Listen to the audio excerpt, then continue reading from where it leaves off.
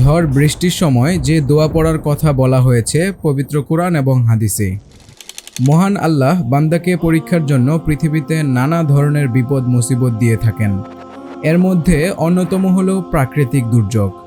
তবে এসব বিপদ আপদ থেকে কিভাবে আমরা হেফাজত থাকতে পারি এবং এর কৌশল, দোয়া, জিকির আজকারের কথাও কিন্তু পবিত্র কোরআন হাদিসে বলা হয়েছে। তো চলুন আজকে আমরা আলোচনা করব, যখন আমাদের প্রাকৃতিক দুর্যোগ তথা ঝড় বৃষ্টি হয় তখন আমরা কি দোয়া পড়ব।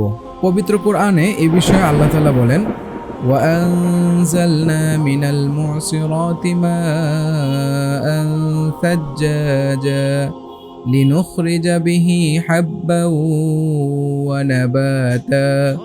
অর্থাৎ আমি জলধর মেঘমালা থেকে প্রচুর বৃষ্টিপাত করি, যাতে তা দ্বারা উৎপন্ন করি শস্য, উদ্ভিদ ও পাটাতন উদ্যান। সূরা নাবা আয়াত নাম্বার 14-16।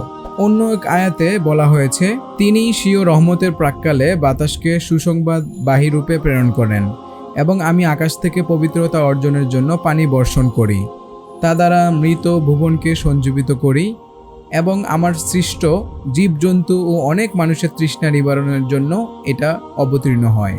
আমি তা তাদের মধ্যে বিভিন্নভাবে বিতরণ করি, যাতে তারা স্মরণ করে, কিন্তু অধিকাংশ লোক অকৃতজ্ঞতা ছাড়া কিছুই করে না। বৃষ্টি আল্লাহর রহমতের নিদর্শন, কিন্তু কখনো আবার বৃষ্টি আযাবেও রূপ নিতে পারে। তাই প্রিয় নবী এর থেকে পরিত্রাণের জন্য মহান আল্লাহ তাআলার কাছে বিভিন্ন দোয়া পড়তেন। তো চলুন জেনে নেই আমরা আজকে কয়েকটা দোয়া।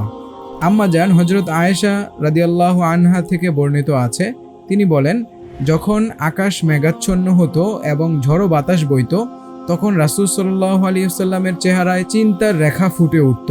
এই অবস্থা দেখে তিনি এদিক সেদিক পায়চারি করে এই দোয়া পড়তেন, আল্লাহুম্মা ইন্নী আসআলুকা খায়রাহা ওয়া খায়রা মা ফিহা ওয়া খায়রা মা উরসিলাত বিহি ওয়া আউযু বিকা মিন শাররিহা ওয়া শাররি মা ফিহা ওয়া শাররি মা উরসিলাত বিহি।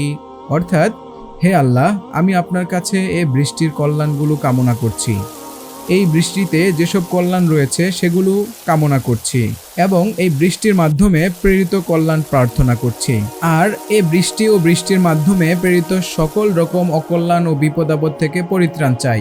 এরপর যখন বৃষ্টি হতো তখন মহানবী সাল্লাল্লাহু আলাইহি ওয়াসাল্লাম শান্ত হতেন। আম্মা জান আয়েশা রাদিয়াল্লাহু তাআলা আনহা আরও বলেন, আমি রাসূলুল্লাহ সাল্লাল্লাহু আলাইহি ওয়াসাল্লামকে এই বিষয়ে জিজ্ঞাসা করেছি যে, লোকজন মেঘ দেখলে বৃষ্টির আশায় আনন্দিত হয়ে থাকে, আর আপনি তা দেখে চিন্তিত হয়ে পড়েন, এটা কেন? জবাবে রাসূল সাল্লাল্লাহু আলাইহি ওয়াসাল্লাম বলেন, আমি এ ভেবে শঙ্কিত হই যে বৃষ্টি আমার উম্মতের উপর আযাব হিসাবে পতিত হয় কিনা, কেননা আগের উম্মতদের উপর বৃষ্টি বর্ষণের আকারে আযাব পতিত হয়েছিল। মেঘের গর্জনে যে দোয়া পড়া উচিত। হযরত আব্দুল্লাহ ইবনে উমর রাদিয়াল্লাহু আনহু বলেছেন, রাসূল সাল্লাল্লাহু আলাইহি ওয়াসাল্লাম মেঘের গর্জন শুনলে বা বিদ্যুতের চমক দেখলে সঙ্গে সঙ্গেই এই দোয়া পড়তেন, আল্লাহুম্মা লা তাকতুলনা বিগযবিকা ওয়া লা তুহলিকনা বিআযাবিকা ওয়া আফিনা ক্বাবলা যালিকা। অর্থাৎ, হে আমাদের প্রভু, তোমার ক্রোধের বশবর্তী হয়ে আমাদের মেরে ফেলো না, আর তোমার আযাব দিয়ে আমাদের ধ্বংস করো না, বরং এর আগেই আমাদের ক্ষমা ও নিরাপত্তার চাদরে আবৃত করে নিও। সুতরাং আমাদের সকলেরই উচিত ঝড় বৃষ্টি এবং বিদ্যুৎ চমকানোর সময় প্রিয় নবীর শেখানো দোয়া পড়ে আল্লাহর আযাব গজব থেকে পানা চাওয়া। আল্লাহ তাআলা আমাদের সবাইকে কবুল করুক, আমিন।